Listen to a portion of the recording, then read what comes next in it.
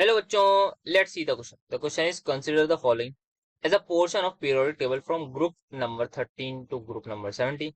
Which of the following statements are correct about the elements? So यहाँ पे 4-5 element दे रखे हैं V W X Y Z and इसके बारे में हमें बताना है. एटॉमिक साइज हो गया, इलेक्ट्रोनेगेटिविटी एंड इलेक्ट्रोपॉजिटिविटी के बारे में बात करनी है. तो यहाँ पे सारे के सारे पीरियोडिक ट्रेंड्स हमने दे रखे. तो यहाँ पे जो की कंसेप्ट हमारा होगा वो यूज होगा पीरियोडिक ट्रेंड्स ऑफ एलिमेंट.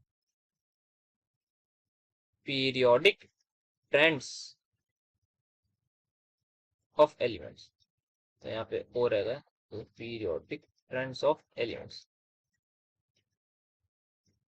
तो यहाँ पे अब क्या दे रखा है, तो ग्रुप 13 से दे रखा है. यहाँ पे 13 ग्रुप आ जाएगा, देन 14 एंड सो ऑन. तो यहाँ पे 13 ग्रुप में हमें क्या दे रखा है, फर्स्ट ब्लॉक में कुछ नहीं दे रखा है, सेकंड में कुछ नहीं दे रखा है, ये छोड़ रखा है. यहाँ पे हमें दे रखा है दैट इज डब्ल्यू.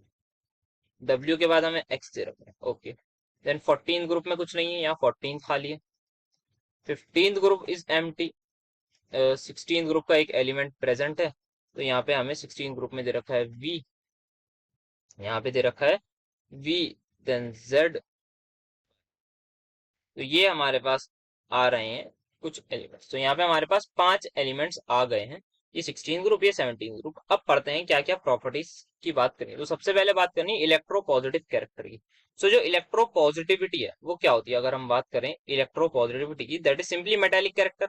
और मेटेलिक कैरेक्टर क्या होता है, जो हमारे पास इलेक्ट्रो पॉजिटिविटी होती है, इलेक्ट्रो पॉजिटिविटी, इलेक्ट्रो पॉजिटिविटी वो क्या होती है हमारे पास, एक तो down the group, down the group, और अक्रॉस अ पीरियड. अगर हम लेफ्ट टू राइट जाएं, across a period, cross a period. जैसे हम नीचे नीचे जाते रहते हैं वैसे वैसे आयनाइजेशन एनर्जी डिक्रीज होती है, तो हमारा जो इलेक्ट्रो पॉजिटिव कैरेक्टर है वो इंक्रीज होता है. और जब हम अक्रॉस अ पीरियड जाते हैं तो आयनाइजेशन एनर्जी डिक्रीज होती है, तो सॉरी आयनाइजेशन एनर्जी इंक्रीज होती है, तो ये हमारे पास डिक्रीज होता है. तो यहाँ पे सबसे जो इलेक्ट्रो पॉजिटिव होगा वो हमारा यही एलिमेंट होगा, बिकॉज ये सबसे नीचे है. तो ये हमारे पास देखते हैं. अब स्टेटमेंट क्या लिखिए, U V W V Z W. Okay, ये चारों के चारों एलिमेंट जो है is less electropositive than X. ये बिल्कुल सही स्टेटमेंट लिखिए. तो हमारे पास first statement is absolutely correct. तो यहाँ पे हम डायरेक्टली एलिमिनेट कर देते हैं इन दो स्टेटमेंट्स को, क्योंकि इसमें फर्स्ट नहीं है. तो अब नाउ चेक करते हैं हमारे पास सेकंड स्टेटमेंट से. तो हमें सेकंड स्टेटमेंट से ही आंसर मिल जाएगा. अब इलेक्ट्रोनेगेटिविटी की बात करें तो करते हैं इलेक्ट्रोनेगेटिविटी की बात. तो यहाँ पे इलेक्ट्रोनेगेटिविटी क्या है, सो इलेक्ट्रोनेगेटिविटी हमारे पास जो है, अगर उसका ऑर्डर अगर हम देखें तो उसका ऑर्डर जस्ट इसका रिवर्स आएगा. इलेक्ट्रोनेगेटिविटी का ऑर्डर इसका जस्ट रिवर्स आएगा.